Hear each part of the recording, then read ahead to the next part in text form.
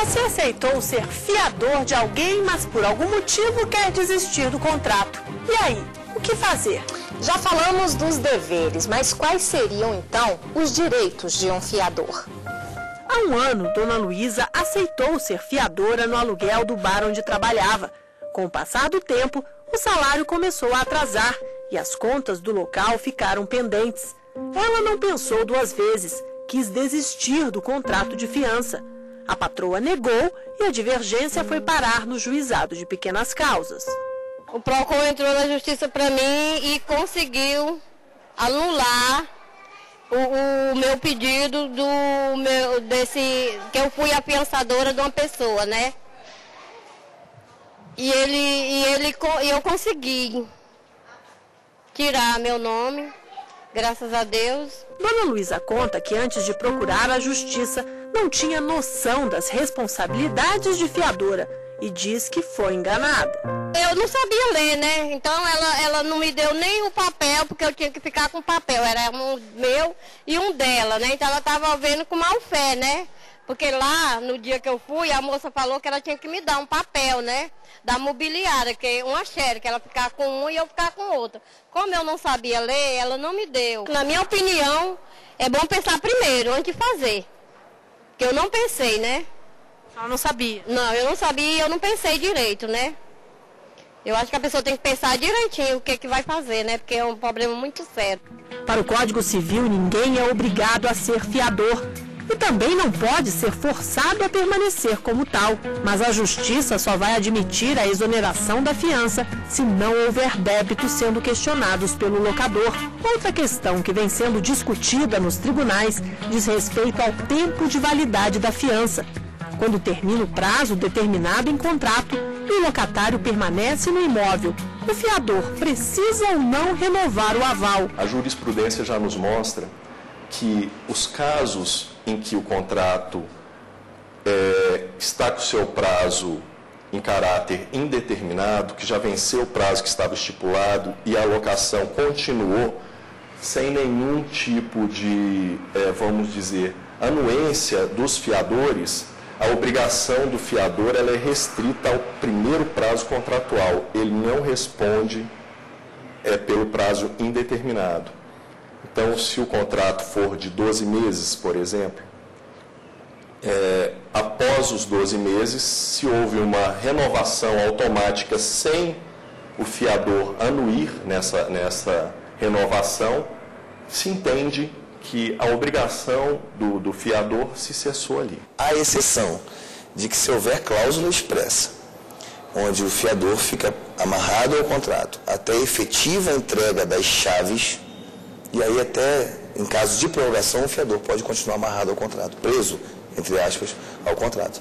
Mas em tese, contrato de prazo determinado, encerrou o contrato, renovou ou prorrogou, o fiador tem que ter a concordância do fiador, sob pena dessa fiança ser considerada nula.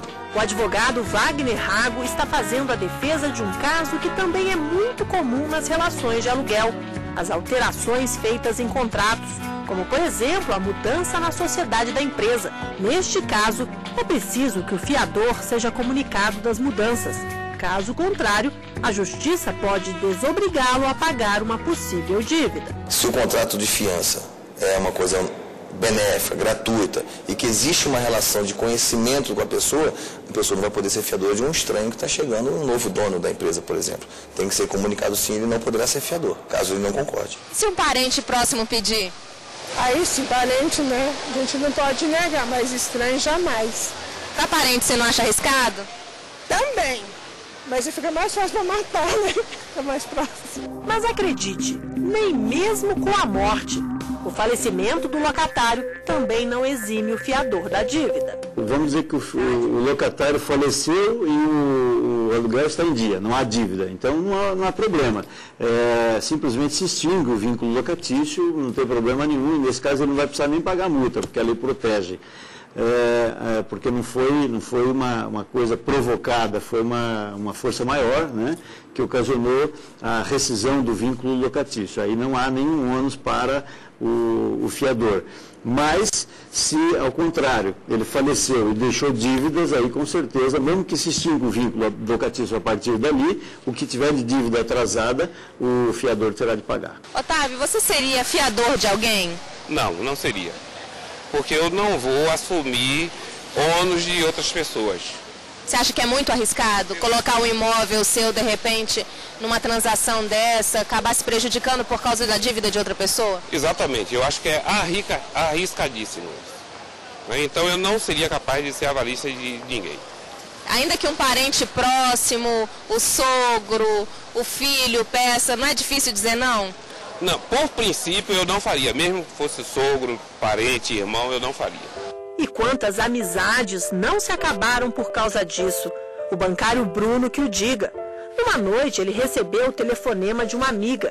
Ela disse que precisava falar com ele urgentemente.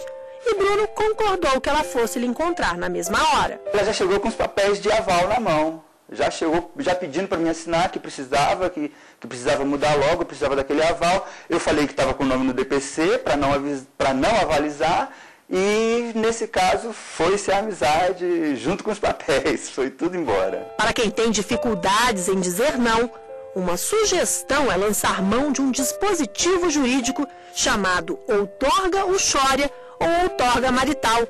Pena que a desculpa só vale para quem é casado. A outorga marital, ou tecnicamente chamada de outorga uxória, é a anuência do cônjuge, seja o marido ou a mulher, a anuência dele naquele contrato de fiança. Se for casado em regime de comunhão universal, eu digo, olha, meu marido não deixou, então eu digo, minha mulher não deixou, eu não posso fazer nada. E a última palavra lá em casa é sempre a minha, sim senhora ou sim senhor, né? E veja a seguir, antes de alugar um imóvel, também é preciso ficar atento aos abusos. Muitas imobiliárias cobram taxas e garantias proibidas pela lei do inquilinato. A gente volta já.